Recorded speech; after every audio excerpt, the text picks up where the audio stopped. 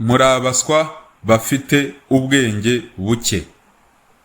Ntimugire ngo ni mwebwe mbwira, aya ntabwo ari amagambo yanjye, ahubwo ni amagambo ya perezida wa Amerika Donald J. Trump, aho yise Joe Kent na bagenzi be abaswa bafite ubwenge buke.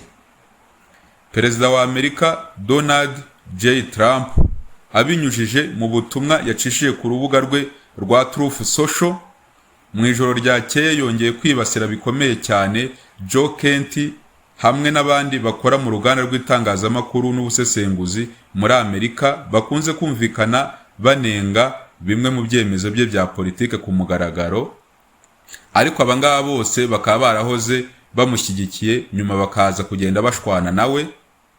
Ariko uwo yikijeho cyane muri ubu butumwa ni Joe Kent wahoze ayoboye ikigo cya Amerika gishinzwe kurwanya iterabwoba, ariko ku itariki ya 17 z'ukwa gatatu uyu mwaka akaza kwegura kuri izi nshingano, aho mu ibaruwa y'ubwegure bwe yavuze ko umutimanama we utamwemereye gukomeza gushyigikira intambara Amerika yatangije kuri Irani, kuko Irani nta cyago iteje kuri Amerika, ndetse anavuga ko iyi ntambara Amerika yayishowemo n'ibindi bihugu by'amahanga, aho wumvaga ko ari Israel yashyiraga mu majwi. Ubu rero Trump yamwibasiye mu butumwa burebure bugira buti: ninde muswa kurusha undi, Tucker Carlson cyangwa Joe Kent? Ati birashimishije cyane, nahuriye na Joe Kent ku kigo cy'ingabo zirwanira mu kirere cya Dover hamwe n'abandi baburiye ababo bakundaga mu ntambara, ndabasuhuza n'imiryango yabo. Ati Kent mu buryo bubabaje cyane yapfushije umugore we. Isanduku irimo umurambo w'umugore we yari irimo izanwa kuri iki kigo cya gisirikare cya Dover hamwe n'iy'abandi, nubwo yahise ashaka undi mugore yihuse cyane uko mbitekereza. Nyuma y'igihe nza nanone kumubona arimo kwiyamamariza kujya mu nteko muri leta ya Washington, aratsindwa. Nyuma y'imyaka mike nanone nongeye kumubona yiyamamaza, nabwo aratsindwa.